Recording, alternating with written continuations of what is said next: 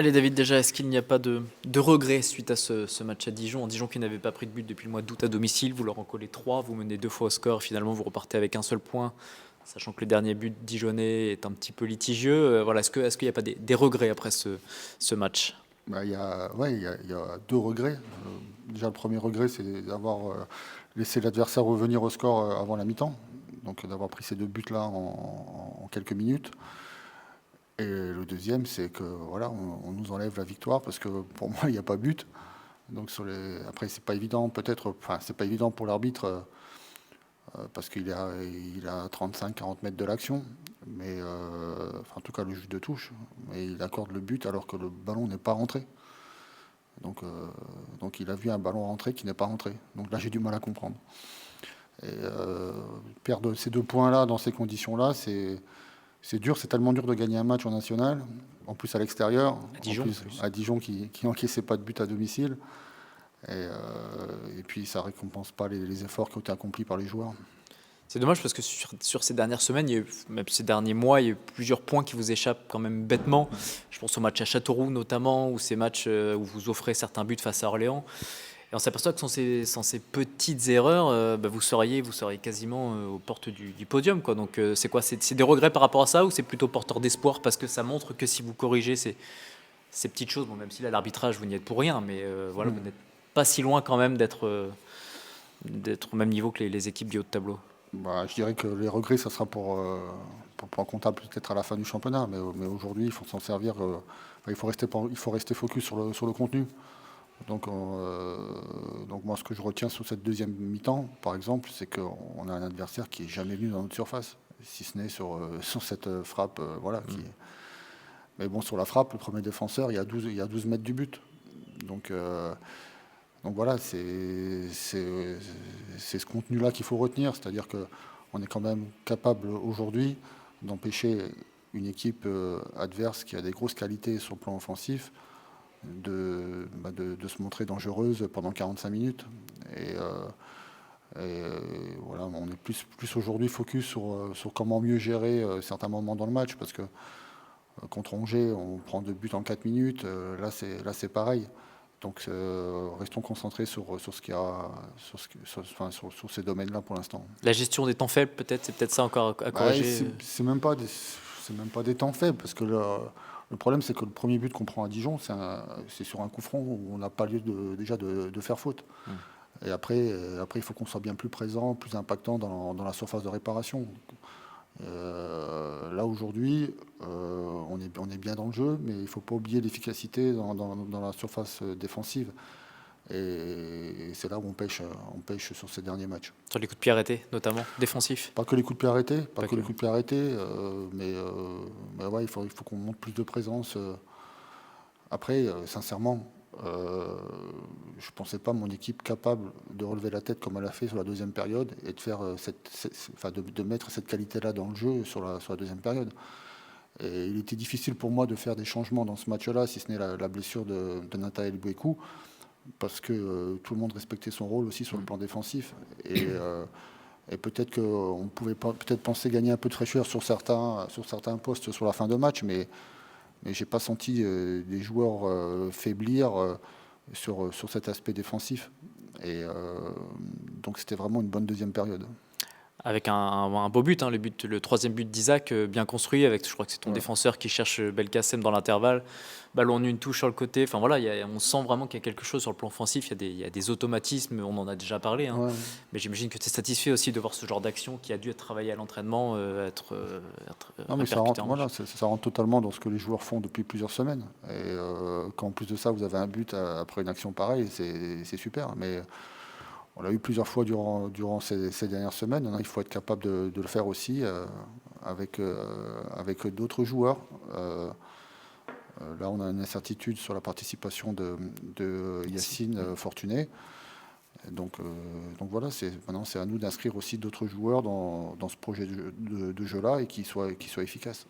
Transition parfaite avec Yankuba. Alors, je ne sais pas si tu y fais référence, mais en tout cas, moi, c'est de lui dont je souhaite parler aujourd'hui. Tu l'avais compris. Yankuba, pareil, on en a déjà un petit peu parlé, mais j'ai pas eu l'occasion de faire vraiment de papier sur lui. Est-ce qu'aujourd'hui, ça fait partie peut-être des déceptions, des quelques déceptions que tu peux dresser depuis le début de saison, parce que Yankuba, ça faisait 3 saisons qu'il marquait plus de 10 buts en national et que là, il en a mis un seul, même s'il a été blessé effectivement. Mais est-ce que tu en attends plus de ce joueur que l'on pouvait penser qui serait un cadre de ton équipe? Sur les deux mots que vous avez évoqués, déception, je dirais pas encore, parce qu'on n'est pas encore à l'heure là. Attente, oui. Voilà, attente, oui, on attend beaucoup plus de lui. Alors il a joué quasiment tous les matchs du début de saison. Il a eu des occasions. On sait que c'est un garçon qui est capable de mettre 10 buts par saison, puisqu'il l'a fait dans son ancien club à plusieurs reprises. Il s'est blessé à un moment où moi j'ai ensuite souvenir de son match à Paris 13 Atlético où il peut sortir du match là avec un triplé, un penalty compris. Et donc je pense que ce match-là a eu des séquelles pour lui au niveau de la confiance.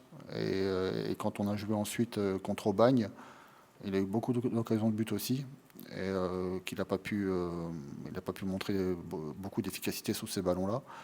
Et ensuite, il y a eu sa blessure lors du match ici contre Orléans. Donc ensuite, il y a eu des bouts de match qui ont été joués depuis son retour contre Saint-Philbert en Coupe de France. Mais pour l'instant, sur ses rentrées en jeu, j'ai pas retrouvé le joueur qui se créait des occasions ou qui pouvait être à la finition de certaines occasions. Donc je pense qu'aujourd'hui, on n'est même plus sur un problème d'efficacité. Il faut qu'il soit focus sur ses déplacements, sur comment couper les trajectoires pour rentrer complètement dans notre jeu. Et après, je suis convaincu qu'il va remettre des buts. Ça peut pas être lié au changement de système aussi, puisqu'il a beaucoup joué au début de saison quand tu évolues dans un autre système, et depuis que tu es passé à 2 attaquants, il a quand même moins joué parce qu'il a été blessé. Mais est-ce que tu penses qu'il peut s'inscrire quand même dans ce système-là devant, avec Isaac ou Yacine ou Noah? Mais je pense qu'à Aubagne, il l'a montré. À Aubagne, on avait joué à 3 derrière. C'est le match qui a suivi celui de Nancy. On avait changé de système à la mi-temps du match de Nancy. Et il l'avait montré. Là, il manquait l'efficacité. Mais voilà, aujourd'hui, il ne faut pas qu'il se mette une pression supplémentaire par rapport au fait de ne pas marquer des buts. Aujourd'hui, il faut qu'il soit concentré sur ses déplacements et pour être dans les bonnes zones à la fin de nos actions. Après, sur le travail défensif, c'est un garçon qui est hyper généreux dans les efforts défensifs, qui est sur la combativité, sur son travail au quotidien, avant les séances, après les séances. C'est un exemple. Maintenant, voilà, vous savez comment un attaquant marche, hein, c'est de la confiance. On a des attaquants qui ont connu aussi des périodes plus difficiles, à l'image de Yacine Fortuné dans la saison, et puis il a su rebondir derrière. Donc ouais, il y a des attentes, mais je ne parle pas de déception. Tu dis que tu attends surtout qu'il se focus davantage sur ses déplacements. C'est parce que là, tu sens que quand il joue, il cherche avant tout à marquer. Peut-être il n'est pas assez focus sur ses mouvements, mais il cherche peut-être trop tout de suite à marquer. Moi, je pense qu'il se met trop de pression. Même je vois un peu à l'entraînement sur son dernier geste. C'est des choses qui vont arriver. Là, déjà qu'il soit mieux placé, qu'il attaque les bonnes zones, qu'il sorte du marquage adverse. Et ensuite, il sera capable de marquer des buts. Mais il ne faut pas qu'il se focalise que sur l'aspect buteur, parce que, sincèrement, ce n'est pas que ce que je demande à un attaquant. Donc il peut remplir d'autres tâches et puis après, ça viendra. Mais ça, tu lui dis justement, parce que comme tu le dis, il doit se mettre une certaine pression de ne pas marquer quand il a mis 30 buts ces 3 dernières saisons. C'est ce que tu lui dis, c'est que tu lui dis que tu attends. Enfin, c'est compliqué à dire à un attaquant, j'attends pas forcément de toi que tu marques, mais comment tu t'y prends justement pour. J'ai eu un entretien avec lui la semaine dernière où je lui ai parlé que de déplacement. Voilà, je n'ai pas parlé de gestes techniques devant le but. C'est le déplacement, de sortir du marquage. Moi, j'attends plus sur ses rentrées en jeu. Après, voilà, c'est un attaquant qui a marqué beaucoup de buts dans la prise de profondeur dans ses clubs précédents. Là, aujourd'hui, il y a peut-être moins de profondeur à exploiter, mais justement, je pense qu'il en est capable. Il y a la profondeur à aller chercher, même sur 30 mètres ou sur la largeur d'une surface de réparation, enfin d'une longueur d'une surface de réparation. Et il faut faire des déplacements un peu plus coordonnés par rapport aux autres, par rapport au ballon. Peut-être plus de déplacements aussi en diagonale. Il aime bien les appels verticaux. Donc voilà, c'est des choses à changer dans son jeu. Mais bon, je parle d'un joueur de 28 ans, donc qui a aussi beaucoup d'expérience. Et aujourd'hui, je ne doute pas de sa capacité à rebondir. En même temps, ça doit être compliqué. On sait l'importance que les coachs attachent aux complémentarités. Là, c'est Ouais. vrai que tu as un trio offensif qui a trouvé ces complémentarités-là, même si c'est toujours perfectible. Compliqué pour toi, sauf blessure, effectivement, de changer ce Ouais, trio-là. c'est Donc ça. Yacine, Belka et Mm. Isaac. Donc forcément, ça porte pas forcément, ça joue pas forcément en faveur de Yankuba, tout ça aussi, Mm. de base. Ouais, mais bon, et après, c'est des postes qui sont quand même énergivores et il est difficile d'imaginer que jusqu'à la fin de la saison, on joue avec la même paire d'attaquants. Donc, il peut y avoir des moments comme il y a aujourd'hui avec la certitude sur Yacine qui va peut-être débloquer Yankou et peut-être qu'on sera plus fort dans 2-3 semaines grâce à ça. Donc, voilà, l'idée c'est toujours d'avoir un moment qui peut paraître négatif pour l'efficacité de l'équipe au moment où je vous parle et qui ensuite fait appel à d'autres sources et puis finalement dans 2-3 semaines ou un mois après vous retrouvez avec des ressources supplémentaires parce que d'autres personnes, d'autres joueurs Ouais. ont bénéficié de ça. Alors, Yankou, c'est le seul qui n'est pas francophone, je crois, dans ton effectif. Est-ce que pour toi, ça pose problème ou pas du tout? Parce que ça fait un moment qu'il est là, il comprend tes consignes, il n'y a pas de souci Non, avec non, ça. il comprend très bien le français. Ouais. Après, je comprends que pour s'exprimer, il a peut-être une préférence de parler en anglais quand c'est en conférence de presse ou avec des journalistes. Mais c'est un garçon dans le vestiaire qui parle bien français. Réception de Boulogne ce week-end. Boulogne, belle équipe aussi de ce championnat. Qu'est-ce que tu peux dire à propos de l'USBCO? Bah, une équipe qui est sur la dynamique de la montée, qui s'est bien renforcée, qui a révélé des joueurs.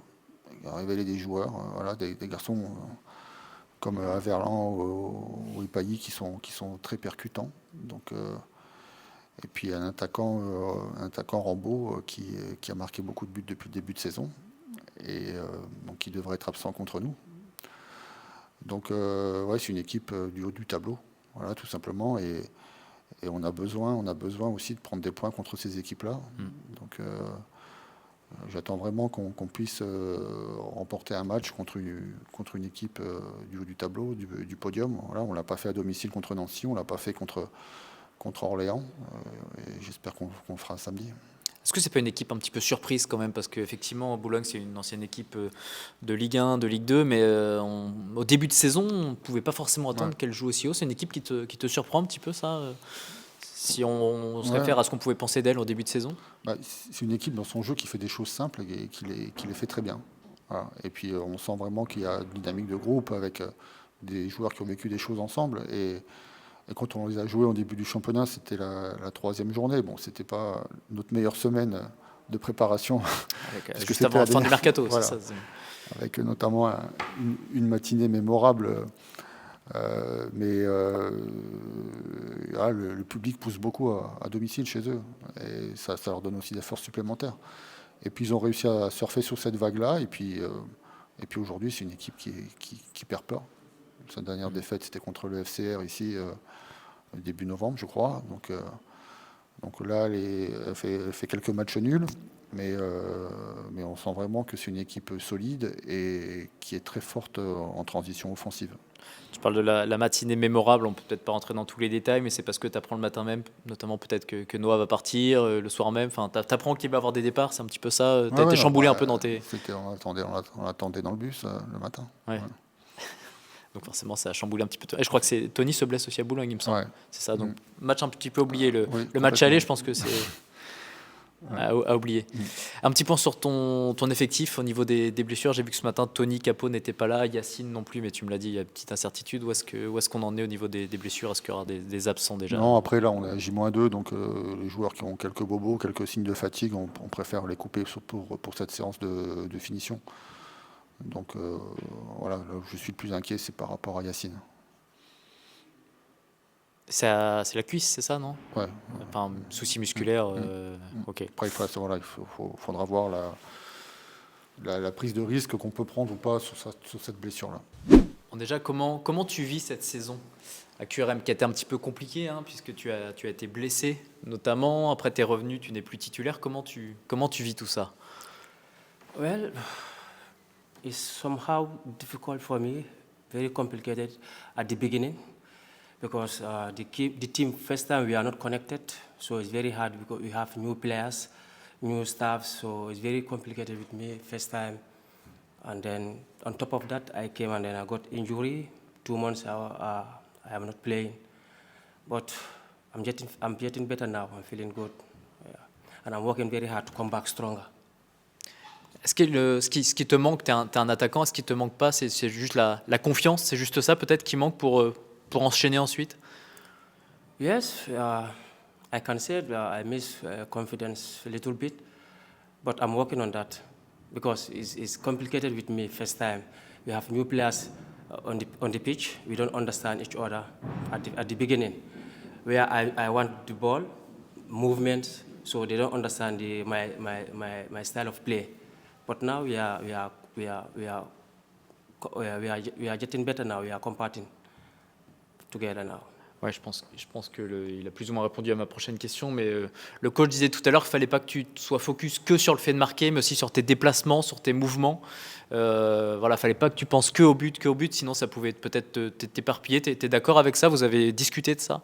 Yes, because I always think to score every game. I want to score. But I think I remove it now on my head now.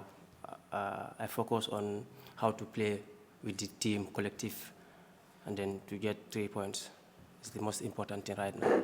But before, I think to score, to win. Ouais. Yeah, it was difficult for me. If I think that kind of situation, just to score, all the time I get difficulties on the pitch. But now I spoke with the coach, he explained everything to me. My movement on the pitch helped me a lot, so I'm getting on it, working on it. Que le coach disait que tu as souvent été un attaquant qui prenait la profondeur. Souvent, tu aimais bien prendre la profondeur.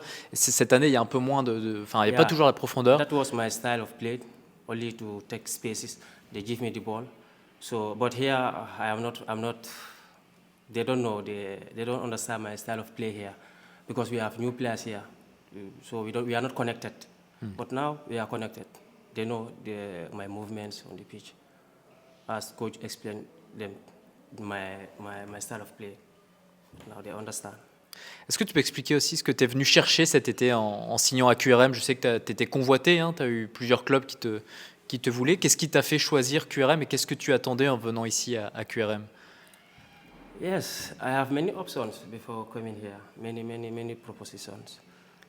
But I choose to come here because my agent also, he helped me a lot, and then he explained the situation here, and then with another clubs.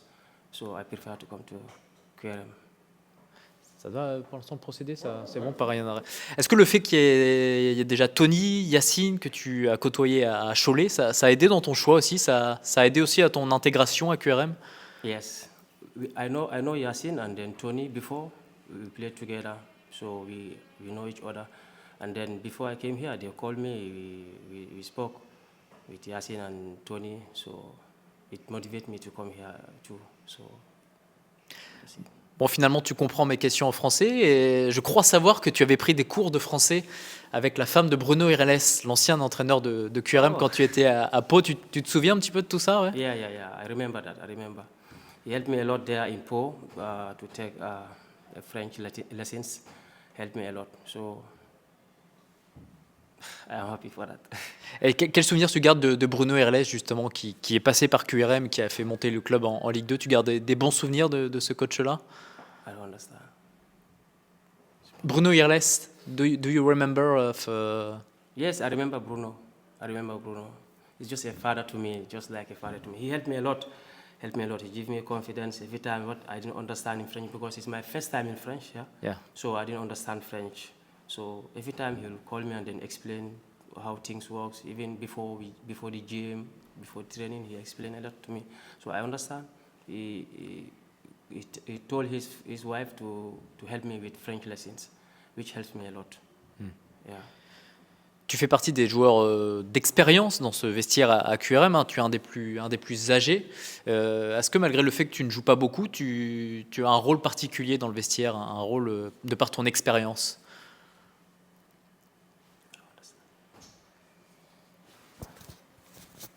Well, you have a lot of experience, like in the locker room. how do you feel about it? Do you take sometimes, you know, do you speak to other people, other players? Of course. Well, how do you feel about the role you have in the locker room? Of course, I spoke with many players there because we know each other. So I spoke with them. We have no problem with that. So we make fun, we laugh together. Sometimes we go out, we eat together. So it's good. It's a good thing. Je sais plus, je t'avais prévu quoi d'autre comme question. You are an old player, like with Capo. You are one of the old players in the locker room. Yeah. How do you feel about it? Is this a special role for you or not? Yes, I can say it's a special role to me because it's good, it's important for the kids. Sometimes what if they misbehave, sometimes we talk like as a mature players. Yeah, that's all. Je sais plus, j'avais d'autres questions là, parce que mon portable il est là, donc je me souviens pas si j'avais. Qu'est-ce que je t'avais envoyé comme. Donc il y avait les cours d'anglais. La part de sa place de titulaire. Oui, bon, ça, ouais, il a répondu. Parce que le système d'attaquant est fait pour lui. Ouais, je vais finir là-dessus. Quand il essayait pour regagner sa place, je peux vous poser en anglais si tu veux. Oui, à la rigueur, ouais. We have two last questions about the system, like the coach choose, and also the second part of the season. How do you see about it? So now you are able to play. You told about this, able to start the games also. So the question is, how can you be again one of the permanent players to start the matches? Yes, I must have much playing time to connect with the players because right now I'm not having much playing time. The team is already connected right now. So fourth line, I don't think there's a problem in fourth because we score every week we score. So I don't think there's a problem there. I think the problem is we have to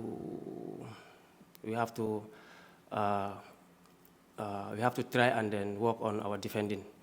But right now in front, I think we have no problem there. So, but I need more time to play to connect with the team, I think. Okay, and the last one, so we talk about the system. The coach decided to have a two strikers system.